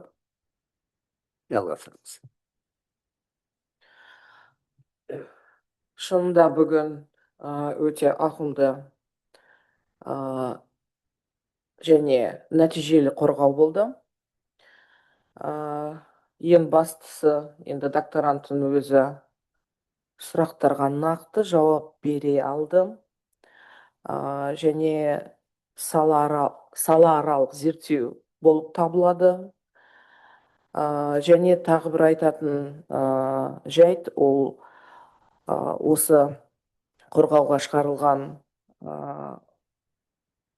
тұжырымдамалар бойынша докторант жан-жақты апробация жүргізді. Оның нәтижесі 10 мақала көлемінде жарияланды. Оның біреуі Scopus базасында шықты, 48% құрайды. Және талапқа сәйкес 3 мақала құзыры бар мемлекеттік органдағы белгіленген журналдардың тізімінде жария етілді. Және сонымен қоса 5 мақала халықаралық деңгейдегі конференциялардың көлемінде шыққанын көрдік. Жалпы жұмыстың көлемі 181 бетті құрайды, қосымшаларды қоспағанда, және пайдаланған әдебиеттердің тізімі 218 қайнар көздерін құрайды. Оның барлығы әрине докторанттың осы зерттеуге деген ынтасын білдіреді. Әрине бұл зерттеуді жай қалдырмай, докторант келешекте монография ретінде шығарғаны дұрыс деп ойлаймын. Және осы диссертациялық кеңес мүшелерін қатысып жатқан рецензенттерді осы диссертацияны қолдау ұсынысын айтуға тура келеді. Және 8D04-201 құқықтану білім беру бағдарламасы бойынша доктор PhD атағын алуға лайықты деген пікірдемін. Рахмет. Рахмет сізге Индира Сәйітовна. Тағы кім сөйлейді? Уақытша мүшелері сөйлей ме? Сөйлеңіз. Саттар Муканович, микрофон.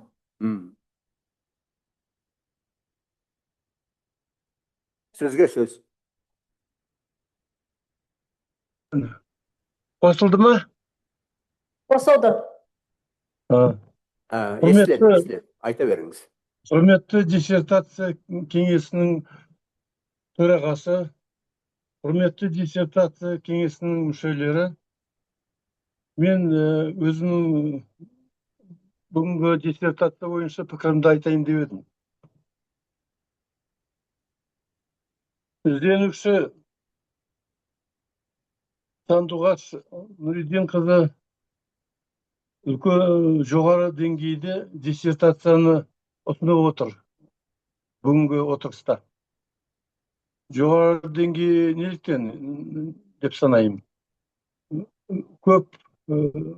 Көптеген ғылыми жұмыстар пайдаланған, 200-ден асқан диссертацияны жазғанда.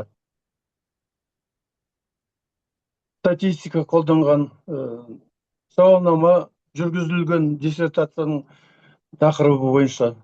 Сондықтан жұмыс өте жоғары деңгейде жазылды деп санаймын.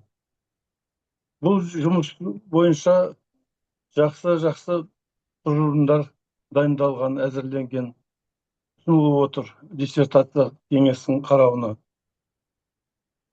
Ол ұсынымдар болашақта қылмыстық кодекс жаңадан қазір даярлануға әзірленіп жатыр қылмыстық кодекс. Сол қылмыстық кодексті даярлағанда пайдалануға болады деп санаймын. Және бұл диссертацияның тақырыбы 72-ші бап бойынша, қылмыстық кодексінің 72-ші бабы бойынша. Ол бап сот тәжірибесінде жиі қолданады. Әрине, жиі қолданғаннан, жиі қолданғандықтан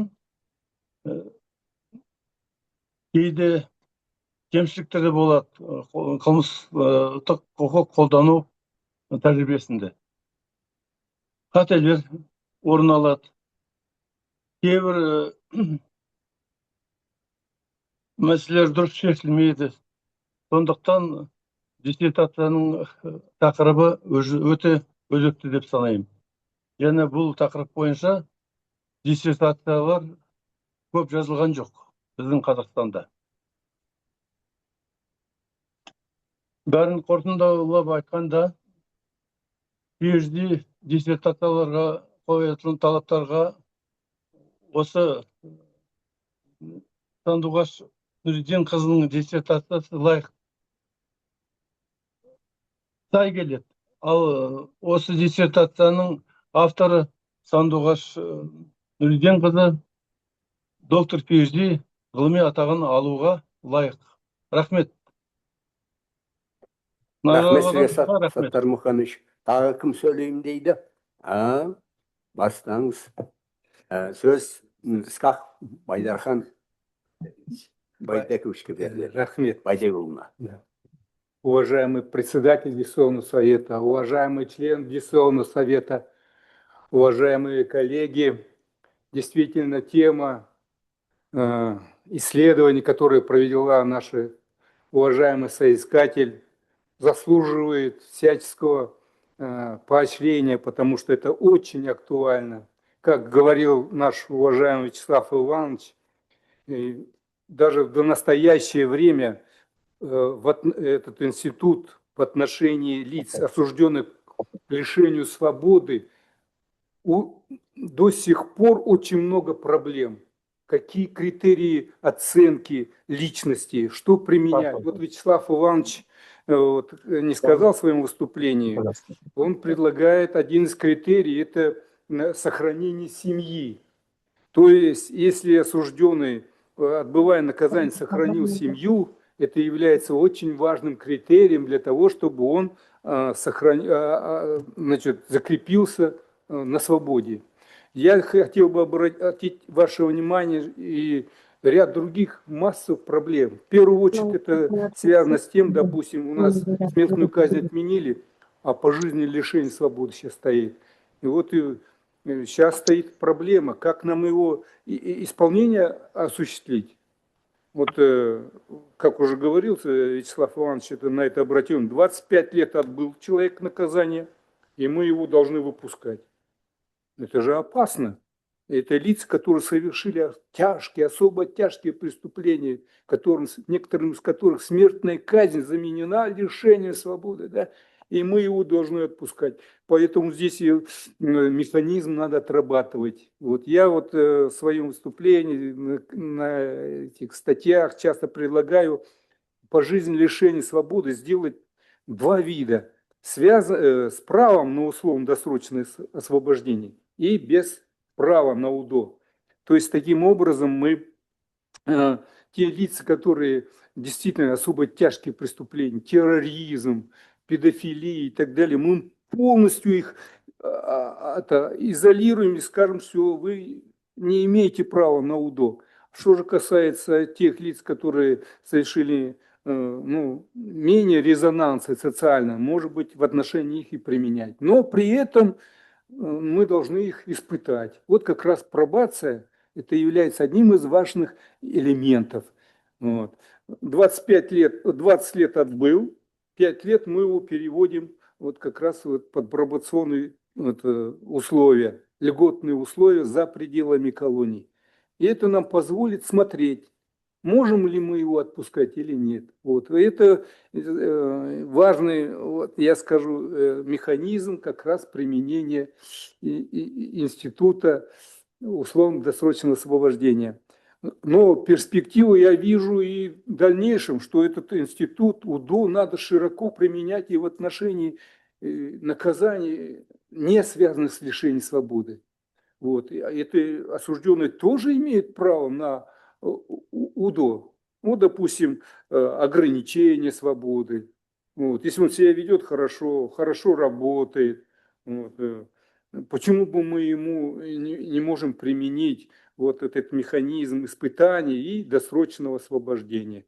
Вот. И я считаю, вот эта проблема, которую подняла наш уважаемый соискатель, это заслуживает всякого уважения, как я уже повторюсь, но оно является предметом для дальнейших, более глубоких изучений. Поэтому я призываю всех членов Диссертационного совета поддержать нашего уважаемого соискателя в получении искомой степени доктора PhD по специальности. Спасибо. Можно? Профессор Акбан, Кулета Марат Алмагаровы, уважаемые члены Совета, уважаемые коллеги, дорогие друзья. Большая честь участвовать на защите диссертации по столь актуальной теме. И особенно среди признанных мэтров науки уголовно-исполнительного права Вячеслава Ивановича Селиверстова, с которым я лично знакомы, и с моим другом Айдарканом Вадиковичем Скаковым. На самом деле, знаете, проблемы, которые были подняты в диссертации, это верх айсберга. Там очень много, достаточно много проблем. И проблемы, они животрепещущие, имеют в первую очередь практическое значение. Это судьбы людей. Те же 30 тысяч человек, отбывающих наказания в колониях и других, о ком говорил Айдаркан Бадекович. Здесь на самом деле проблемы с основаниями, с критериями УДО, с процессуально-правовым механизмом освобождения очень серьезно не решен.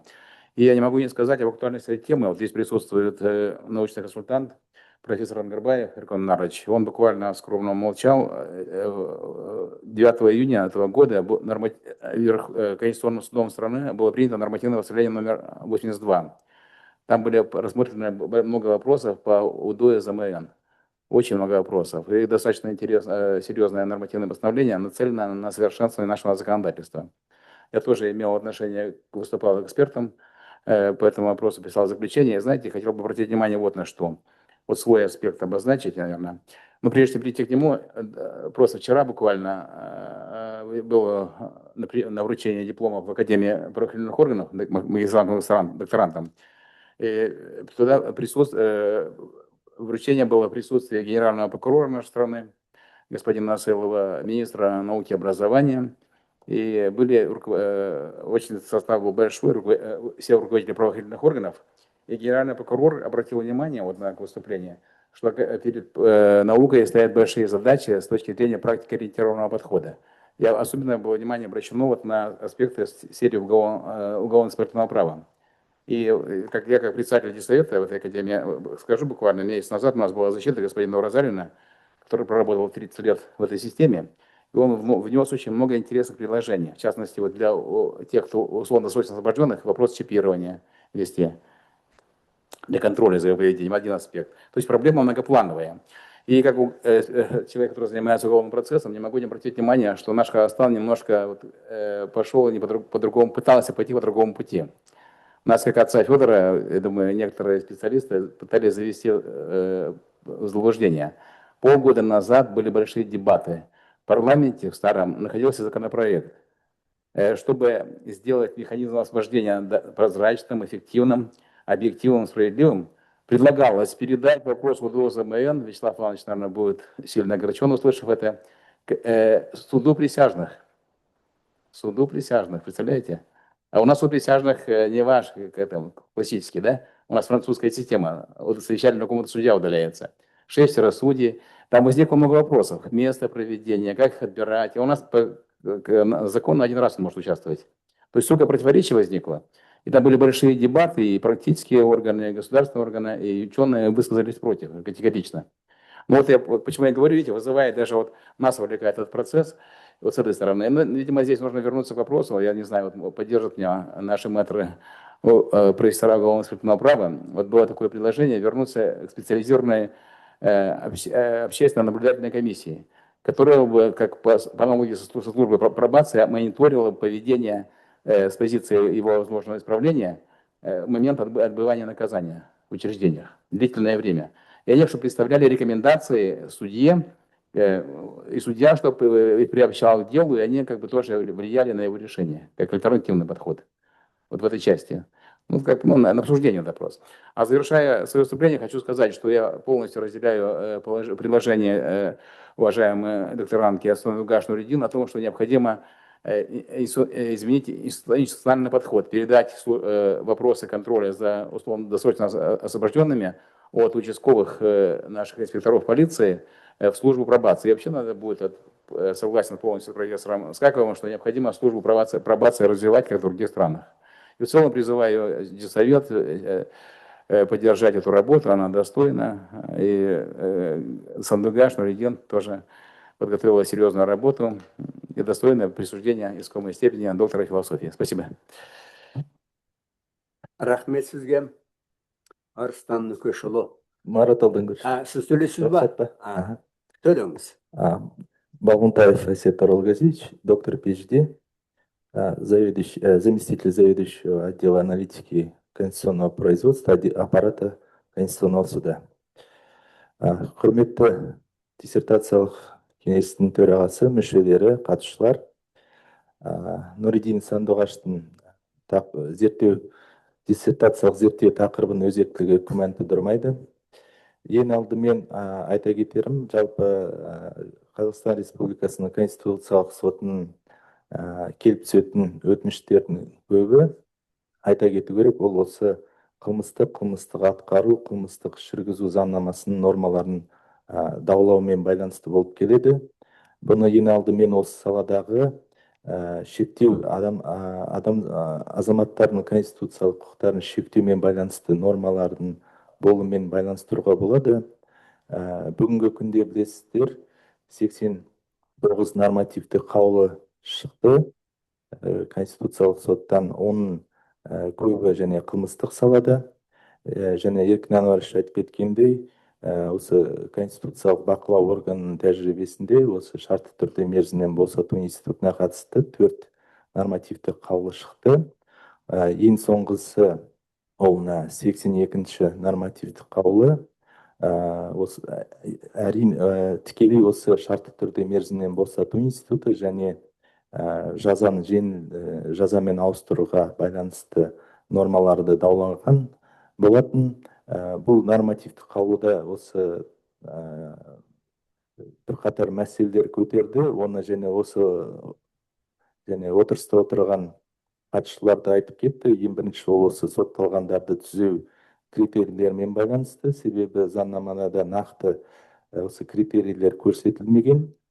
Екіншіден, осы шартты түрде мерзімнен босату кезінде жәбірленушінің пікірін ескеру мәселесі. Себебі заңнамада осы жәбірленушінің сот отырысына шақыру, хабар берумен шектеледі, ал оны ескеру, ескермеу пікірі егжей-тегжей жазылған, оны заңнамалық түрде критерийлерін белгілеу қажет. Және үшінші мәселе, ол барлық жағдайда, әсіресе қылмыспен зиян келтірген кезде, зиянды шартты түрде мерзімнен босату үшін осы зиянды өтеу керек. Барлық жағдайда азаматтардың осы қылмыспен келтірген зиянды өтеуге мүмкіндіктері, қаржылық мүмкіндіктері болмайды. Сондықтан оған да қатысты заң шығарушыға осы салада жетілдіру мәселелерін, заңнаманы жетілдіру мәселелері көздер ұсынылған болатын. Бұның барлығы жәнегі осы біздің диссертациялық зерттеу тақырыбының өзектілігін куәландырады. Және өздеріңіз зерттеушінің баяндамасында айтып кеткен заңнамаға нақты ұсыныстары осы бізде жаңа құрылатын заң шығару органы құрылтайға осы бірқатар заң жобаларын әзірлеу кезінде қылмыстық атқару саласындағы ескерілуге пайдалы болады деген ойдамын. Назарларыңызға рахмет. Тағы да сөйлемдеген адамдар бар ма? Сөйлейсіз ба? Қылмыстық құқықтық пәндер кафедрасының доцент міндетін атқарушы, заң ғылымдарының кандидаты Мұратханова Меруерт Бейсенқызы осы ұсынылып отырған Нұридин Сандуғаш Нұридинқызының жазаны өтеуден мерзімінен бұрын шартты түрде босатудың теориялық және практикалық аспектілері тақырыбында бейресми рецензент ретінде пікірімді білдіретін болсам, бұл диссертациялық жұмыс өзінің осы ізгілік қағидасының негізінде өте көлемді, маңызды ғылыми зерттеу жұмысы ретінде атап өткім келеді. Бұл қазіргі уақытта Қазақстан Республикасында жүргізіліп отырған қылмыстық саясатқа ізгілендіру қағидатының маңыздылығына байланысты осы тұрғыдан алып қарағанда жалпы ізгілендіру қағидатының іске асырылуымен азаматтардың құқықтары мен бостандықтарының сақталуымен тікелей байланысты болғандықтан бұл жұмыстың маңыздылығын біз атап өттік. Қылмыстық құқықтық пәндер кафедрасының кеңейтілген отырысында бірнеше рет талқылаудан өтті. осы диссертациялық зерттеуге қатысты жасалған ескертулер мен бірнеше этаптық жұмыстар жүргізілді. Сондықтан жұмысқа диссертациялық жұмыстың грамматикалық тұстарындағы кемшіліктері мен жұмыстар жүргізілді. Енді осы жеріндегі мен аталып отырған диссертациялық жұмыстың бірнеше негізгі жетістіктеріне тоқталып өтетін болсам, бұл диссертациялық жұмыс жалпы осы жазаны өтеуден мерзімінен бұрын шартты түрде босату институтына осы қылмыстық құқықтық, қылмыстық атқару, криминологиялық және халықаралық деңгейде жан-жақты ғылыми зерттеу жүргізілген және мұндай пәнаралық тәсіл зерттеліп отырған институттың құқықтық табиғатын жан-жақты ашуға мүмкіндік берген деп атап өткім келеді. Сонымен қатар жұмыстың практикалық маңыздылығында атап өтуге болады.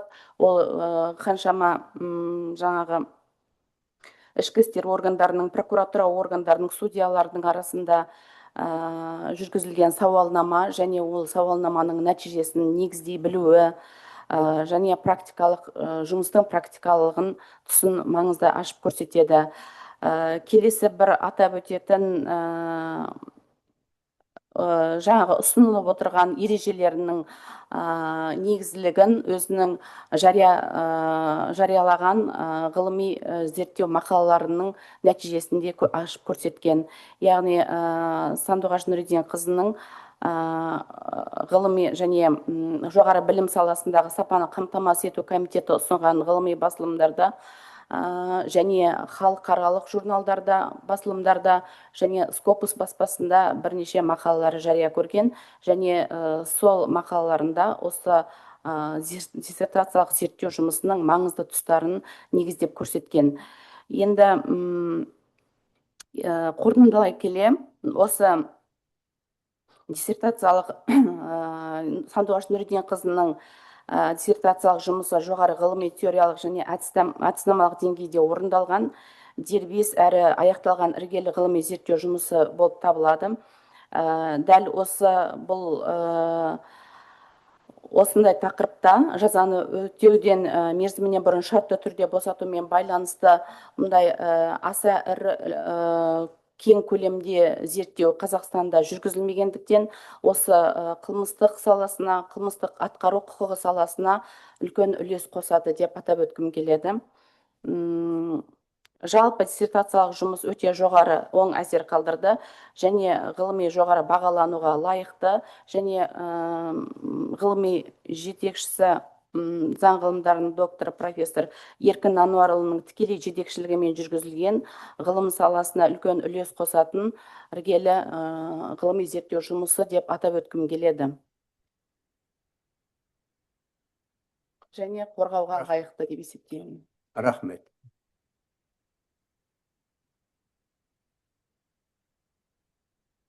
Онда мен бір қорытындысын айтуға маған рұқсат беріңіздер.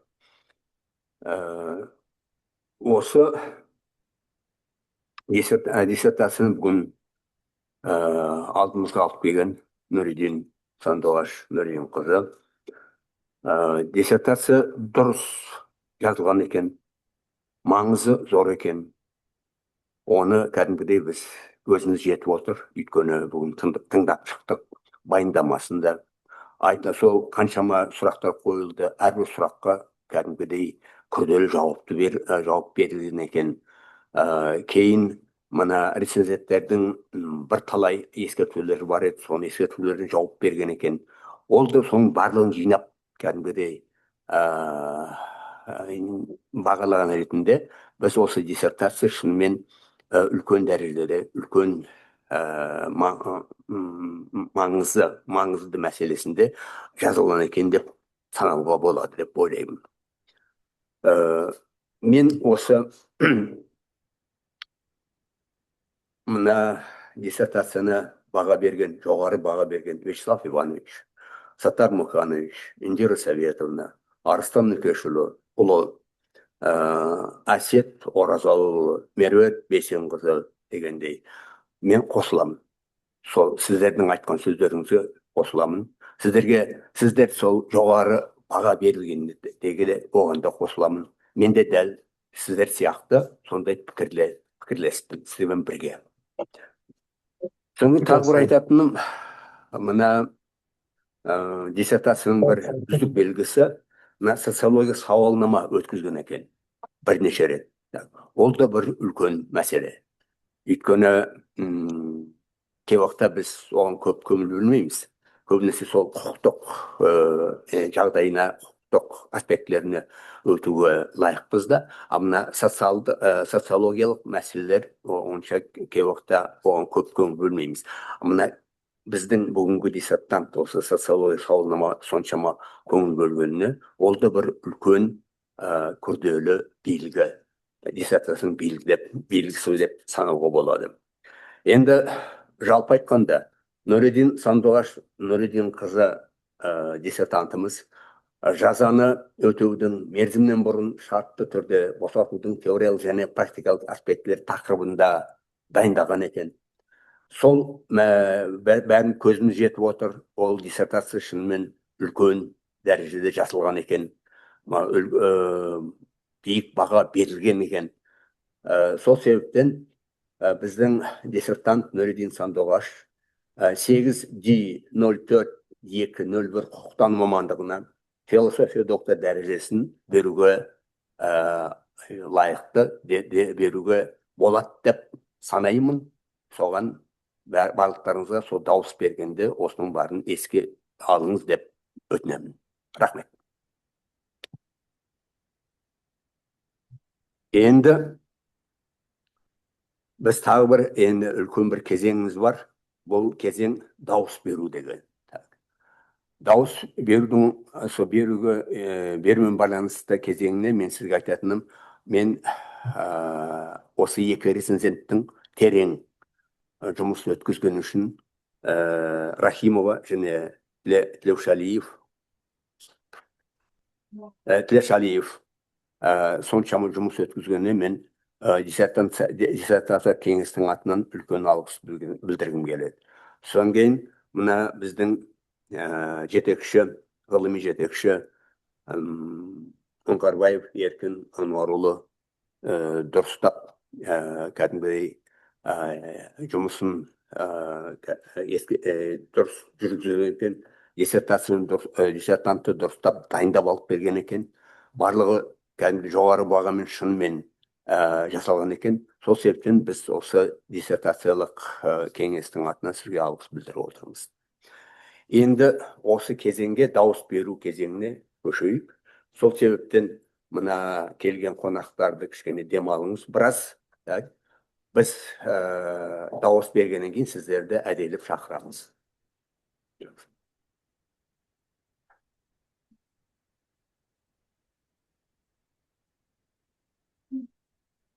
Жақсы екен, диссерттен ұнады. Бірінші рет қатысып тұрмын. Жақсы екен.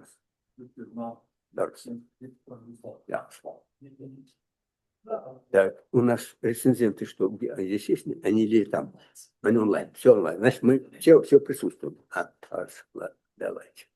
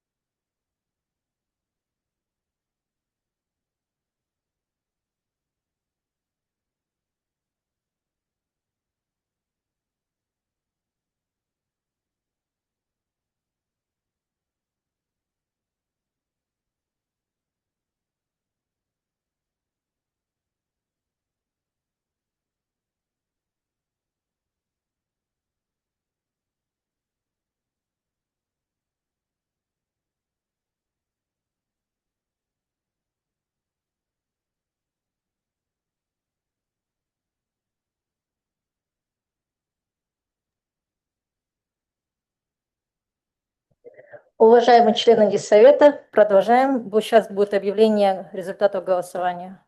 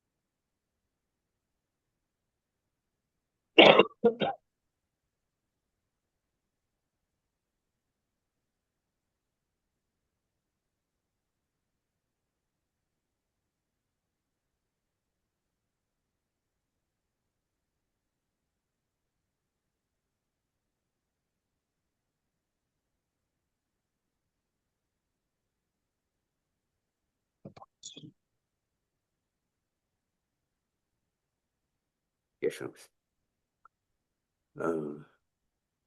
Онда дауыс беру қорытындыларын жариялауға рұқсат беріңіздер, құрметті әріптестер, құрметті диссертациялық кеңестің мүшелері. Диссертациялық кеңестің дауыс беру хаттамасы. Толық аты жөні Нұридин Сандуғаш Нұридин қызы. Кадрлерді даярлау бағытының коды мен атауы 8D042 құқық. Мамандық атауы мен коды 8D0421 құқықтану. Диссертация тақырыбы жазаны өтеудің мерзімінен бұрын шартты түрде босатудың теориялық және практикалық аспектілері. Отырыс күні мен уақыты 2022 жылы 17 шілде. Қорғау тілі қазақша. Дауыс бергендер 8 мүше дауыс берді.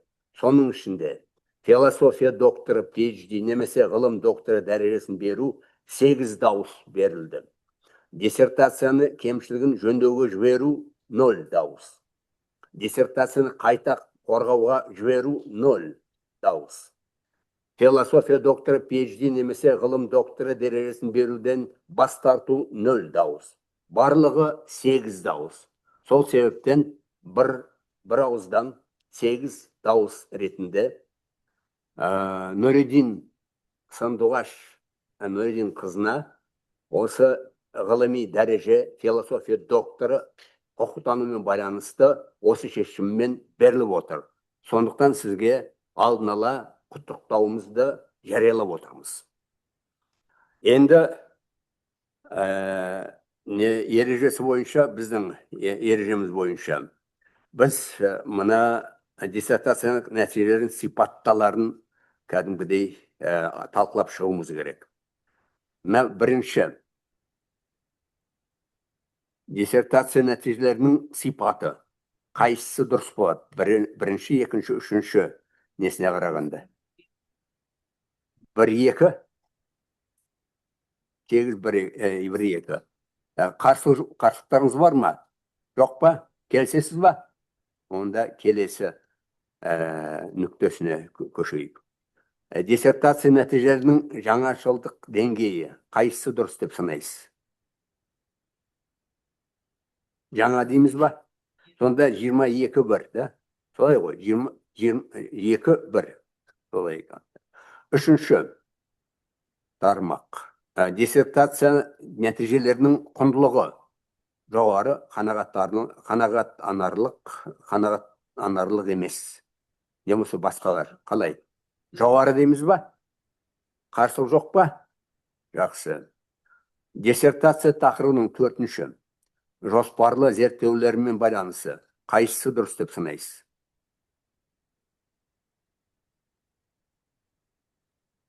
Бастамашыл жұмыс па? Солай ма? Онда 3-ші деп санаймыз, да? Солай ғой.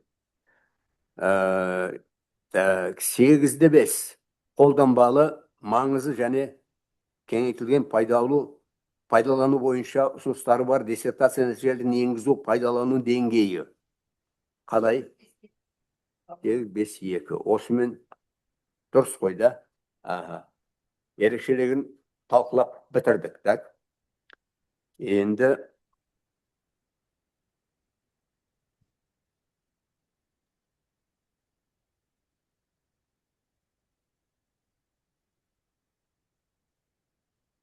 диссертант Нұридин Сандуғаш Нұридин қызына беріледі.